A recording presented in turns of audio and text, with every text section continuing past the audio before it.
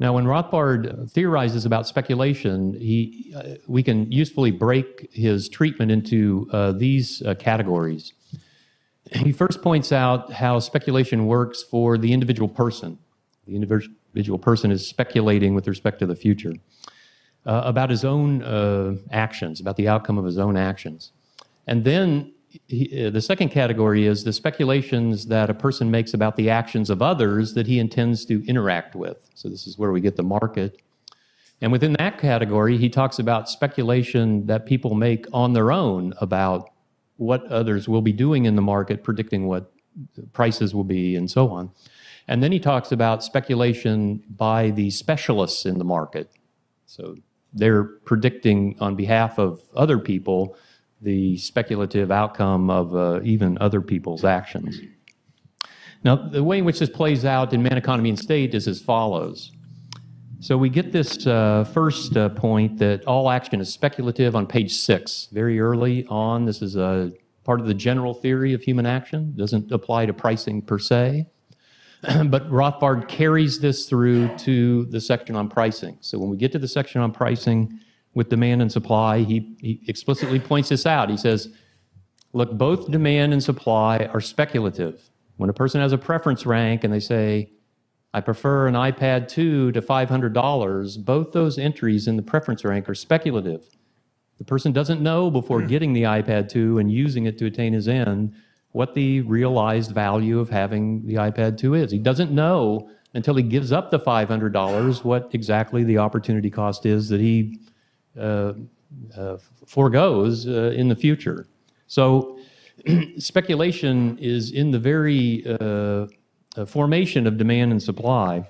Rothbard makes this, he builds this into his pedagogy when he develops his presentation of the theory of demand and supply with the total stock, total demand analysis.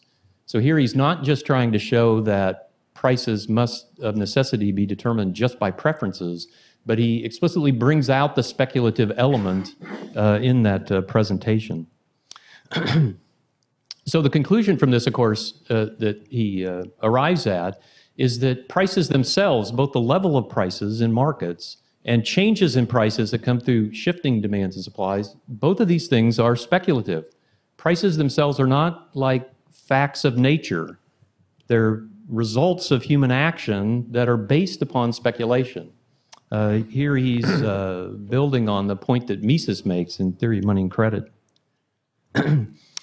Okay, now to go on to the second category where he talks about how people speculate about the actions of others in markets. What are we to say about this?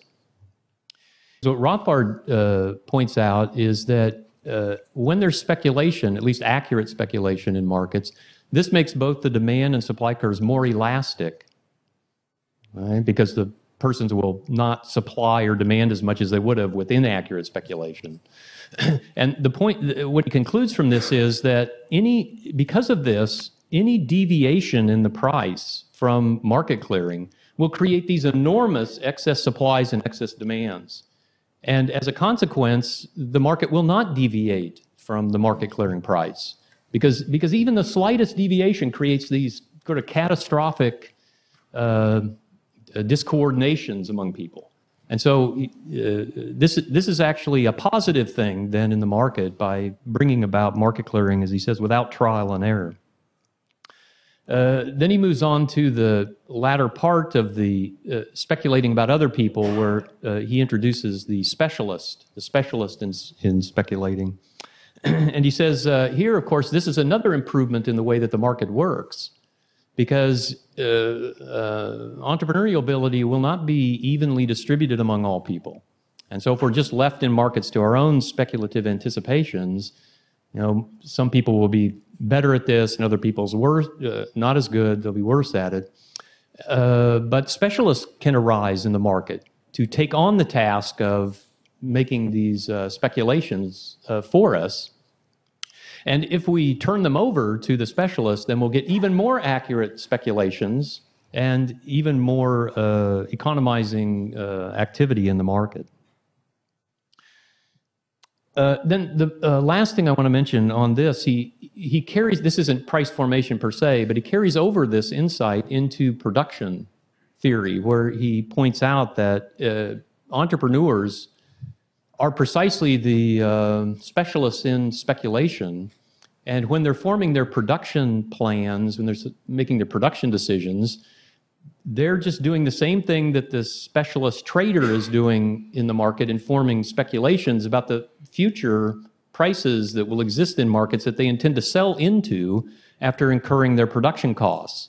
So the very efficiency of the market in matching production to our preferences also depends upon this entrepreneurial specialist engaged in speculation. What he does with this analytically, of course, is completely separate the production decisions from pricing decisions. Again, very Austrian, very unusual, unorthodox from a mainstream viewpoint. He shows that these two things are not wedded together in markets, but they're separable precisely because the entrepreneurs are speculating on what future prices will exist in markets when they make their production decisions. But the prices that exist today in those markets are set by demand and supply. So we can have a separation of understanding. We can understand the separation of the prices that are formed for consumer goods today and the prices that are forming for factors of production, which are based upon the speculation of the entrepreneurs into the future. Yeah. Thank you. Jeff, how do you explain the fact that many contemporary Austrians have charged Rothbard's framework as being sort of, static, equilibrium bound, not taking sufficient account of time, disequilibrium, subjectivity of expectations, and so forth? Just a simple misreading? Yeah, it's hard to explain. It's so apparent as you read through it, and maybe if you're not sympathetic, you miss these things. I'm not sure, but it's hard to explain.